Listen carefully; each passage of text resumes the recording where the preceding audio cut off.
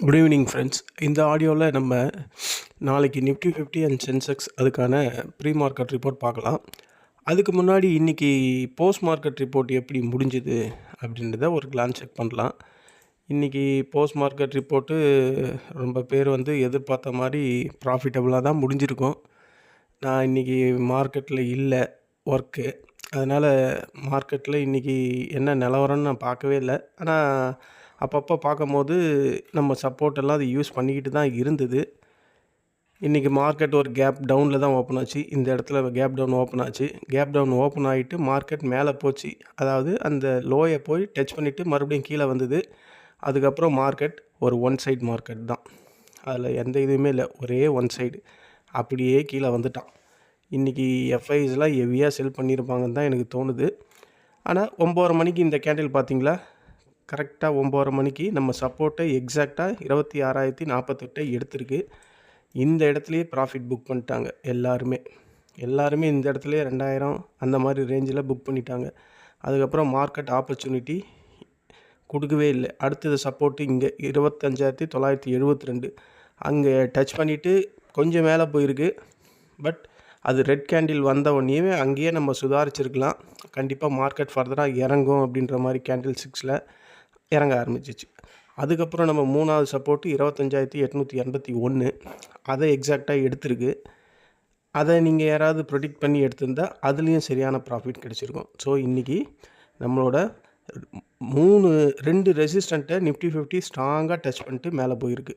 So இங்கே ஒரு profit பிடிச்சிருக்கலாம், இங்கே ஒரு ப்ராஃபிட் பிடிச்சிருக்கலாம். அதுக்கப்புறம் மார்க்கெட் இங்கே ஒரு வாட்டி டச் பண்ணியிருக்கு. இதை ஃபஸ்ட் டைம் நான் எப்போவுமே சொல்கிற மாதிரி ஃபஸ்ட் டைம் சப்போர்ட்டையோ இல்லை ரெசிஸ்டண்ட்டையோ டச் பண்ணும் போது தைரியமாக எடுக்கலாம். ஆனால் கண்டினியூஸாக டச் பண்ணும் போது அங்கே டவுட் வரணும். ஏன்னா கண்டிப்பாக ஒன்று உடைச்சிரும், இல்லைன்னா பெரிய லெவலில் கவர் அந்த ரேலி நடந்துடும் மேலே அப் சைடில். ஸோ ஃபஸ்ட் டைமை மட்டும்தான் அதை ரெஸ்பெக்ட் பண்ணும். இது ஃபஸ்ட் டைம் வந்திருக்கு இந்த சப்போர்ட்டு 25,881 டச் பண்ணிட்டோனையும் போயிடுச்சா. இதுதான் ஃப்ரெண்ட்ஸ் நிஃப்டி 50ல் இன்றைக்கான போஸ்ட் மார்க்கெட் ரிப்போர்ட்டு. இன்றைக்கி ஒருத்தர் ஹையஸ்ட்டாக 6,000 ரூபா கெயின் பண்ணியிருக்காரு. இதில் ஒரு 3,000 பிடிச்சிருக்காரு, இதில் ஒரு 2,500 ரூபா பிடிச்சிருக்காரு. அவர் ஸ்னாப்ஷாட் அனுப்பிச்சிருக்காரு வாட்ஸ்அப்பில். இன்றைக்கி நேற்றும் எல்லாருமே ப்ராஃபிட் தான் அனுப்பிச்சிருக்காங்க. இன்றைக்கும் எல்லாருமே கரெக்டாக ஃபாலோ பண்ணுறாங்கன்னு நினைக்கிறேன் நம்ம சப்போர்ட்டு லெவல்ஸை. அவ்வளோதான், இதுதான் ஆப்ஷன் பையிங் பண்ண முடியும். இங்கெல்லாம் நம்ம போய் பையிங் போனால் ப்ராஃபிட் வருமா, இல்லை இந்த இடத்துல போனால் வருமா? ஸோ வராது.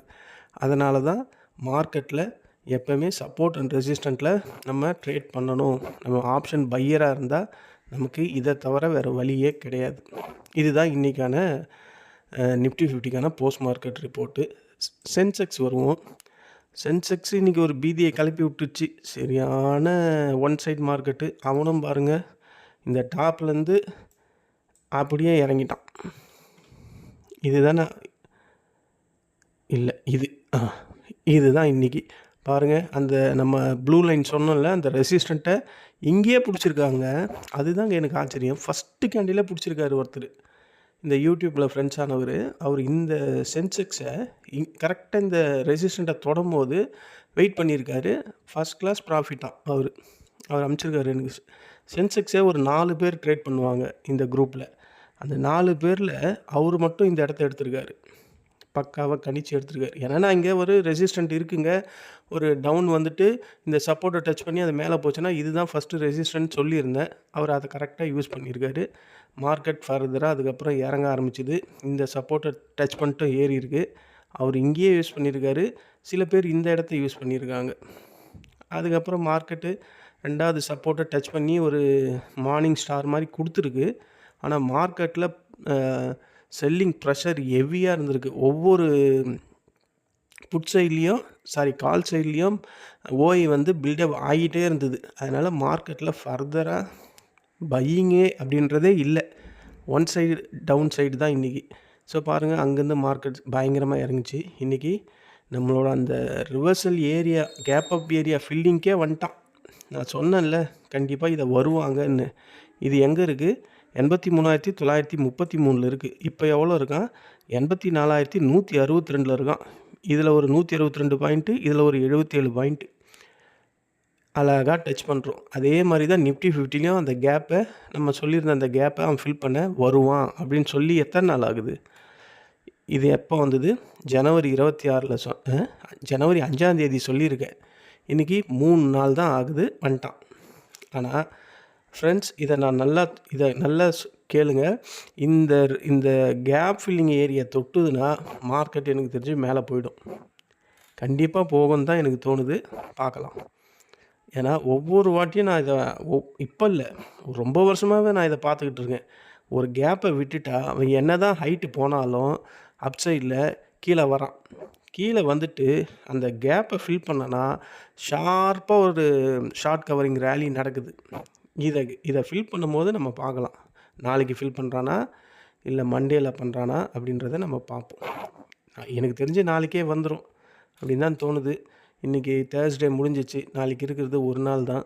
இப்போ நம்ம மார்க்கெட் இறங்கிறதுக்கான மெயின் காரணம் என்னென்னா, நிஃப்டி 50ல் அந்த ஐசிசி பேங்க்கும் பஜாஜ் ஃபினான்ஸும் மட்டும்தாங்க பாசிட்டிவ். மற்ற எல்லா 48 ஸ்டாக்குமே டவுனு. பத்தாவதுக்கு bank down, Reliance down, HDFC down, ICICI மட்டும்தான் பாசிட்டிவில். நிஃப்டி 50ல் 50 ஸ்டாக் ட்ரேட் ஆகுது. அதில் 2 ஸ்டாக் மட்டும்தான் இன்றைக்கி பாசிட்டிவ், பஜாஜ் ஃபைனான்ஸும் இந்த ஐசிசி பேங்க்கும். மற்ற எல்லாமே இறங்குனா மார்க்கெட் பின்ன 263 பாயிண்ட் இறங்காது, 264 பாயிண்ட் சாலிடாக இறங்கிடுச்சிங்க. இன்றைக்கி நம்ம பிஇ சைடில் யாரெல்லாம் போயிருந்தீங்களோ கண்டிப்பாக அடிச்சிருக்கலாம். ஆனால் இதில் ஒரு மேஜிக் என்னன்னா, நம்ம நிஃப்டி 50ல் எடுத்தவங்க எல்லாமே கால் சைடில் எடுத்துருக்காங்க. அதுதான் ரொம்ப ஆச்சரியமாக இருக்குது. அந்த ஃபஸ்ட்டு சப்போர்ட், இந்த சப்போர்ட் சொன்னேன்ல, இந்த சப்போர்ட்டில் தான் எடுத்திருக்காங்க. ஃபஸ்ட் அட்டம்ப்டே இதில் எடுத்திருக்காங்க. அதுக்கப்புறம் சில பேர் இதை புக் பண்ணியிருக்காங்க. அப்புறம் இந்த இடத்துல கால் சைடில் புக் பண்ணியிருக்காங்க. பாருங்கள், மார்க்கெட் டவுனு, ஆனால் நம்ம ஃப்ரெண்ட்ஸ் சர்க்கிளில் இருக்கவங்க எல்லாமே கால் சைடில் ப்ராஃபிட் பண்ணியிருக்காங்க. ஃபஸ்ட் கிளாஸுங்க. நல்ல பயங்கர தைரியசாலியான ஆளுங்க. அகைன்ஸ்ட் த மார்க்கெட்லேயே ப்ராஃபிட். அதுவும் ₹1 ₹2 இல்லை, 2500, 3500, ஒருத்தர் 5800. என் ஃப்ரெண்ட்ஸ் சர்க்கிளில் பார்த்தீங்கன்னா அவங்க எல்லாம் எப்படி எடுத்திருக்காங்கன்னு தெரில. அது வாட்ஸ்அப்பில் அனுப்பிச்சிருக்காங்க, நான் பார்க்கல.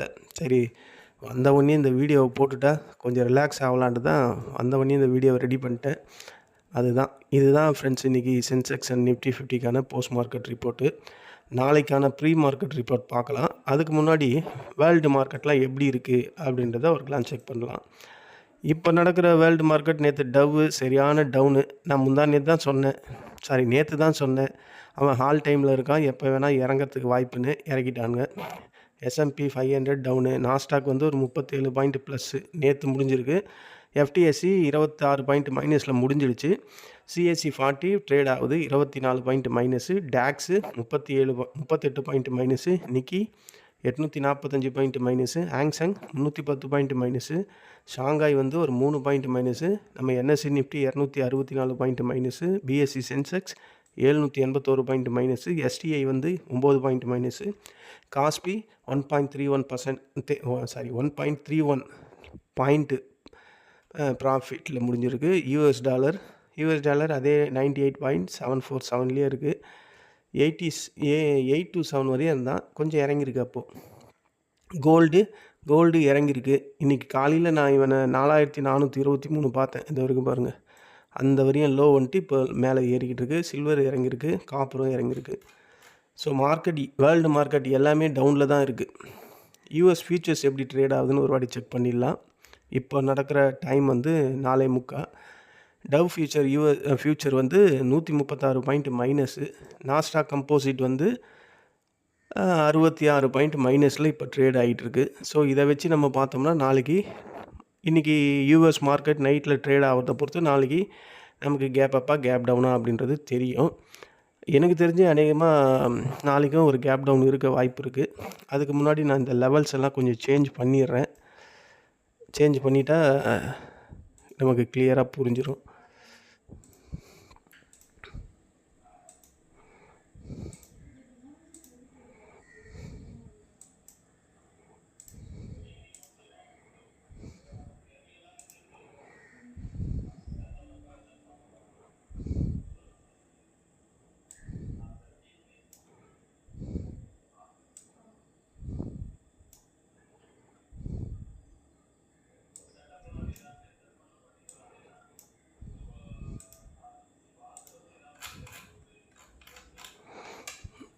ஓகே, இதுதான் நாளைக்கான ரெசிஸ்டன்ட் லெவல்ஸு.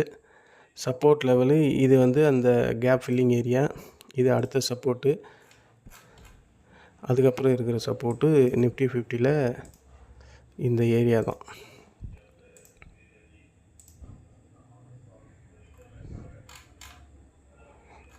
ஸோ இதுதான் ஃப்ரெண்ட்ஸ் நாளைக்கு நிஃப்டி 50க்கான சப்போர்ட் அண்ட் ரெசிஸ்டன்ட் ஏரியா. நான் இந்த லைனை இந்த பேட்டர்ன் லைனை கட் பண்ணி கீழே போயிடுச்சு. நான் இங்கே ரிவர்ஸ் ஆகிடும்னு பார்த்தேன், ஆனால் ரிவர்ஸ் ஆகலை. ஸோ மார்க்கெட்டில் நாளைக்கு ஒரு கேப் டவுன் இருந்தால் கண்டிப்பாக இந்த கேப் ஃபில்லிங்கை டச் பண்ணிவிட்டு கீழே இறங்குறான்னா இது வரையும் இறங்கிறதுக்கான வாய்ப்பு இருக்குது. இந்த மைல்டாக ஒரு சப்போர்ட் இருக்குங்க, இது வரையும் இறங்கிட்டு மேலே போகிறதுக்கான வாய்ப்பு இருக்குது. ஓகேங்களா? ஸோ இந்த 831 அந்த கேப் ஃபில்லிங்கை தொட்டுட்டு கண்டிப்பாக 25,774 டச் பண்ணும். அதுக்கு கீழே வந்தால் அந்த 25,700 தான் அதுக்கு அடுத்த சப்போர்ட்டு. ஃபஸ்ட்டு சப்போர்ட்டு இது ஒரு கேப் டவுன் ஓப்பனிங்காக இருந்தால் இதுதான் ஃபஸ்ட்டு சப்போர்ட்டு. அந்த கேப் ஃபில்லிங் 25,831. அதுக்கப்புறம் இருக்குது 25,771. அதுக்கப்புறம் இருக்குது 25,700. எக்ஸாக்டாக பார்த்தா 96 இருக்குது, 696. ஸோ எனக்கு தெரிஞ்சு இந்த செகண்டு சப்போர்ட் வரையும் வந்து மார்க்கெட் ரிவர்ஸ் ஆகிடும் அப்படின்ற மாதிரி தோணுது. வெயிட் பண்ணி பார்ப்போம். அப்படி இல்லைன்னா 25,700 ஸ்ட்ராங்கான சப்போர்ட், அதை உடைக்கிறதுக்கு கஷ்டம். இங்கேருந்து கூட ரிவர்ஸ் ஆகிறதுக்கான வாய்ப்பு இருக்குது. ஒருவேளை ஒரு கேப் அப் ஓப்பனிங்காக இருந்தால் இதுதான் ஃபஸ்ட்டு ரெசிஸ்டண்ட்டு 25,950. மார்க்கெட் ஒரு கேப் அப் ஓப்பனிங்காக இருந்தால் இதை போய் டச் பண்ணால் இறங்கும். இது வந்து சப்போர்ட்டாக மாறிடும், இந்த ப்ளூ லைனு. ஓகேவா? கன்ஃபியூஸ் ஆகிடாதீங்க. இது ஆல்ரெடி நம்ம இதே தான் சொல்லிக்கிட்டு இருக்கோம். அழகாக அந்த டச் பண்ணும்போது நம்ம பிடிக்கலாம். இதுதான் கேப் அப் கிடைச்சா இது ஃபஸ்ட்டு ரெசிஸ்டண்ட்டு. அதுக்கு மேலே இருக்கிறது 26,057. இதுதான், ஏன்னா இங்கேருந்து தான் ஸ்பீடாக இறங்க ஆரம்பித்தான். ஸோ அதுதான் கண்டிப்பாக இருக்கும். அதுக்கப்புறம் இருக்கிறது 26,153, 100 பாயிண்ட் டிஃப்ரென்ஸ் இருக்குது. அதுக்கப்புறம் 26,193. இந்த லெவல்ஸ் எல்லாம் நாளைக்கு இப்போ இது தேவையே கிடையாது. அதுதான் அது நம்ம போட்டோம், அதையே உடச்சிட்டு அவன் போயிட்டான். ஸோ இதெல்லாம் இப்போ நமக்கு தேவையே கிடையாது, கன்ஃபியூஸாக இருக்கும், தூக்கிடுவோம். இந்த 3 லெவல்ஸ் தான் நாளைக்கு, 3-4 லெவல்ஸ், இதுவும் தூக்கிடுவோம். இந்த 3 தான், இதுதான் நாளைக்கு நிஃப்டி 50க்கான இன்ட்ராடே லெவல்ஸ். சென்செக்ஸ் வருவோம். சென்செக்ஸில் வந்தோம்னா இதுலேயே கொஞ்சம் ஆல்ட்ரேஷன் பண்ணணும்.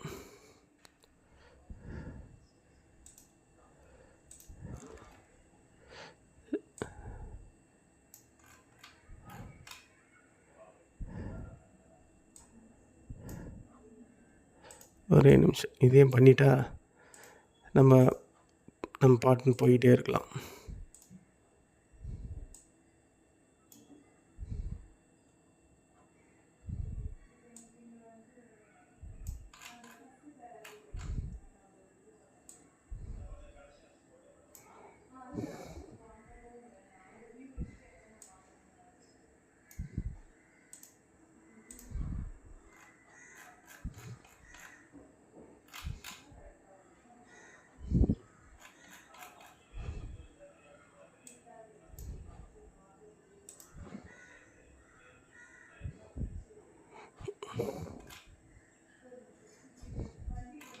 அவ்வளோதான்.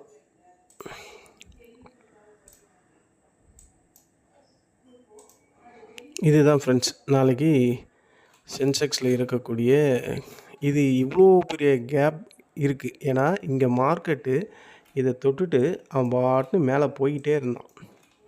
பட் ஆனால் இங்கே ஒரு சின்ன சப்போர்ட் இருக்குது, நம்ம அதை போட்டுருவோம். அவ்வளோதான்.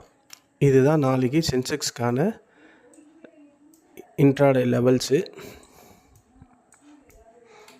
ஒரு கேப் அப் இருந்ததுன்னா இது ஃபஸ்ட்டு ரெசிஸ்டண்ட்டு 84,426.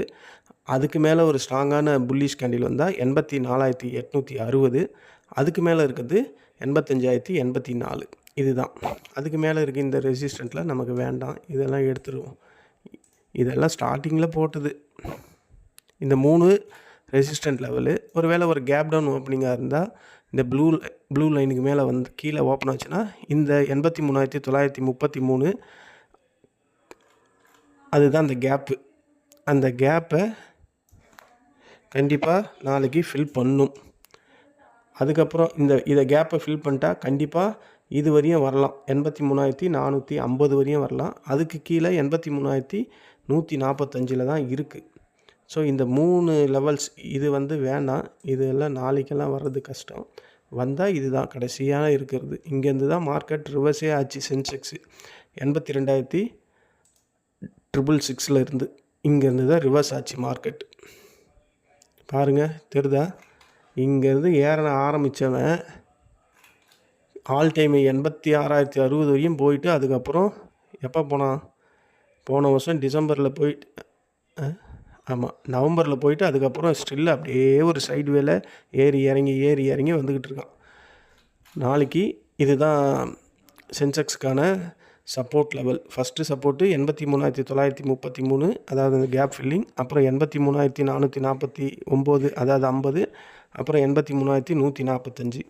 ரெசிஸ்டண்ட் வந்து 84,426, அதுக்கப்புறம் 84,859, அதுக்கப்புறம் 85,084. அதுக்கு மேலெல்லாம் போச்சுன்னா நம்ம அதுக்கப்புறம் மண்டே பார்த்துக்கலாம். போட்டு வைக்கிறதுனால வைக்கலாம். ஓகேவா? இதுதான் ஃப்ரெண்ட்ஸ் நாளைக்கான ப்ரீ மார்க்கெட் ரிப்போர்ட்டு. இந்த லெவல்ஸ்லாம் வரும்போது ஒரு இந்த மணியை ஃபோக்கஸ் பண்ணுங்கள். நான் மார்க்கெட்டில் ஃபஸ்ட் டைம் சப்போர்ட் அண்ட் ரெசிஸ்டண்ட்டை டச் பண்ணும்போது தைரியமாக கன்சிடர் பண்ணுங்கள். ஸ்டாப் லாஸோடு உள்ளே வாங்க. அது உங்களுக்கு கண்டிப்பாக ப்ராஃபிட்டபுளாக அமையறதுக்கான வாய்ப்புகள் அதிகம். இன்றைக்கி பார்த்தீங்களா, சென்செக்ஸில் ஃபஸ்ட் அட்டம்ப்டே ப்ராஃபிட்டு. அதே மாதிரி நிஃப்டி 50ல் 9:30 மணி செகண்ட் கேண்டில்லே ப்ராஃபிட்டு. ஸோ இதை தான் நான் சொல்ல வர்றது. இதை தான் ஆப்ஷன் பையர் பிடிக்கணும். எக்ஸாக்டாக அந்த சப்போர்ட் அந்த ரெசிஸ்டண்ட்டில் மட்டும்தான் பிடிக்க முடியும், வேறு எங்கேயுமே பிடிக்க முடியாது. வேறு எங்கேயாவது பிடிச்சா கூட அந்த வெலாட்டிலிட்டியில் ஏறி இறங்கிட்டு இருக்க ப்ராசஸில் அது நமக்கு லாஸஸ் வர்றதுக்கு தான் வாய்ப்பு அதிகம். இதுதான் நான் பல தடவை சொல்லிக்கிட்டு இருக்கேன். கேட்குற ஒவ்வொருத்தருமே நீங்கள் கண்டிப்பாக கண்கூடாக பார்த்துருப்பீங்க நம்ம ஃப்ரெண்ட் சர்க்கிளில் எப்படி ப்ராஃபிட் பண்ணுறாங்க அப்படின்ட்டு. ஏன்னா நம்ம போடுற கோடை நம்ம எதுவுமே பண்ணுறதே இல்லை. அடுத்த நாள் ஓப்பன் பண்ணாலும் உங்கள் கண் எதிரிலே தான் அந்த லைனை டச் பண்ணிட்டு தான் போகுது. அப்போது அந்தளவுக்கு சப்போர்ட்டும் ரெசிஸ்டண்ட்டும் கரெக்டாக இருக்குது. இந்த சப்போர்ட் ரெசிஸ்டண்ட் வந்து ஒரு கால்குலேஷன் தான். நான் இப்படி பார்த்து வைக்கிறது, அது உங்களுக்கு இங்கே பார்த்து வைக்கிறேன்ட்டு இல்லை, அது ஒரு சின்ன கால்குலேஷன் இருக்குது. அதெல்லாம் நம்ம சொல்கிறேன், ஒரு நல்ல டைமில் சொல்லிடலாம். எல்லாருமே நம்ம இந்த ரெசிஸ்டண்ட்டு சப்போர்ட்டை ஈஸியாக நம்மளே ப்ரிடிக்ட் பண்ணலாம். ஒரு சின்ன கால்குலேஷனை வச்சு தான் இருக்குது. அந்த தீட்டா எஃபெக்டை வச்சு நம்ம போட்டுடலாம், வேறு ஒன்றுமே கிடையாது. இதுதான் ஃப்ரெண்ட்ஸ். இந்த வீடியோ உங்களுக்கு பிடிச்சிருந்தா என்னுடைய சேனலை சப்ஸ்கிரைப் பண்ணுங்கள். உங்கள் ஃப்ரெண்ட்ஸ் அண்ட் ரிலேட்டிவ்ஸ்க்கு ஃபார்வர்ட் பண்ணி அவங்களையும் சப்ஸ்கிரைப் பண்ண சொல்லுங்கள். நன்றி, வணக்கம்.